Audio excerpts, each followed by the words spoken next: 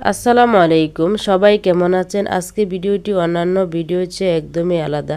আপনি কি চোকাই চাষ করে অতি দ্রুত লাভবান হতে চান? আপনাদের চোকাই গাছে কি এরকম বিছা পোকার আক্রমণ কোনোভাবেই দূর হচ্ছে না? তাহলে চলুন কোন কাজটি করতে হবে। শুরুতে একটি পরিষ্কার পাত্র নিয়ে নিতে হবে, এতে দিয়ে দিতে হবে 3 দিনের বাসি ভাত। এটি দিয়ে কিছুক্ষণ নাড়াচাড়া করতে হবে। নাড়াচাড়া হয়ে গেলে এর সাথে 1/2 লিটার পরিমাণ সাদা পানি দিয়ে এটিকে রেখে দিতে হবে 3 দিনের জন্যে।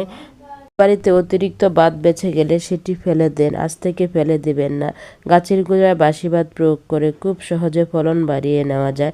গাছ পৃথিবী এক অপরিহার্য অঙ্গ। গাছ ছাড়া অন্যান্য প্রাণীজীবগুলো টিকে থাকা সম্ভব নয়। 3 দিন পর যখন দ্রবণের কালারটি এরকম হয়ে যাবে তখন এর সাথে আরেকটি উপাদান দিতে হবে, সেটি হলো থ্রিওবিট।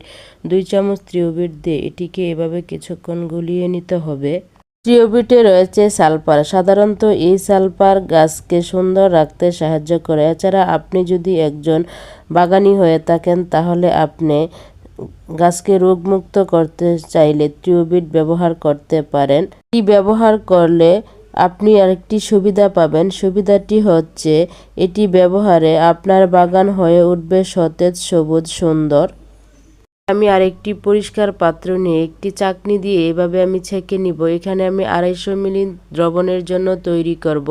এটি আমি কিভাবে গাছে স্প্রে করব চলুন দেখে নিই। এখানে 250 মিলি দ্রবণের জন্য এখানে আমি আরও 1 লিটার সাদা পানি মিক্স করে এভাবে কিছুক্ষণ উল্টিয়ে পাল্টিয়ে নিতে হবে যেন দ্রবণটি সাদা পানির সাথে মিশে যায়। এভাবে মিশানো হয়ে গেলে এটি একটি চামচ দিয়ে এভাবে কিছুক্ষণ নাড়াচাড়া করতে হবে। নাড়াচাড়া হয়ে গেলে এটিকে একটি স্প্রে বোতলে ঢেলে এখানে আমি প্রত্যেকটি গাছে এভাবে স্প্রে করে দিব। এতে করে গাছে কোনো পোকামাকড়ের আক্রমণ হবে না। সাধারণত শাকসবজি অথবা মরিচ গাছে থ্রিওবিট ব্যবহার করলে যদি গাছের পাতা কুঁকড়ে যায় তাহলে এটি ঠিক হয়ে যাবে, অর্থাৎ গাছের পাতা কুঁকড়ানো ভালো হয়ে যাবে।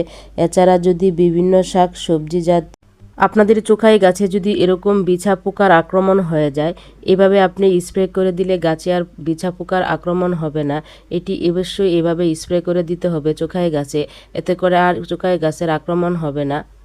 বাকি ভাতের মিশ্রণটি যেভাবে গাছের গোড়ায় দিবেন, এখানে আমি যে বাকি ভাতের মিশ্রণটি রেখেছিলাম সেটিকে আমি কিছুক্ষণ এভাবে গুলিয়ে নিতে হবে। এটি গোলানো হয়ে গেলে এর সাথে আরেকটি উপাদান দিতে হবে, সেটি হলো 1 ফালি লেবুর রস এভাবে চিবিয়ে দিতে হবে।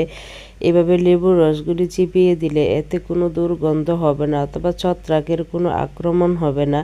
এটি দিয়ে কিছুক্ষণ এভাবে নাড়াচাড়া করতে হবে। এটি নাড়াচাড়া হয়ে গেলে এর সাথে দিয়ে দিতে হবে 1 চামচ হলুদের গুঁড়া। এটি দিয়ে আবার কিছুক্ষণ এভাবে নাড়াচাড়া করতে হবে। এটি যেহেতু হলুদের মিশ্রণ সেহেতু এটি সহজে গুলতে চাইবে না, এটিকে বেশ কিছুক্ষণ সময় ধরে এভাবে গোলাতে হবে। এটি গোলানো হয়ে গেলে এতে দিয়ে দিতে হবে 1 লিটার পরিমাণ সাদা পানি। এটি দিয়ে এভাবে কিছুক্ষণ নাড়াচাড়া করতে হবে। নাড়াচাড়া হয়ে গেলে এটি প্রত্যেকটি গাছের গোড়ায় দিয়ে দিতে হবে। ভাতের এই উপাদানটি অবশ্যই হাত দিয়ে এভাবে মাটি চাপা দিয়ে দিতে হবে। ভিডিওটি যদি ভালো লেগে থাকে, এর থেকে কোনো উপকার পেলে ভিডিওতে লাইক ও শেয়ার করার অনুরোধ রইল। যদি চ্যানেলে নতুন এসে থাকেন বা ইতিমধ্যে সাবস্ক্রাইব না করে থাকেন প্লিজ চ্যানেলটি সাবস্ক্রাইব করে নেবেন।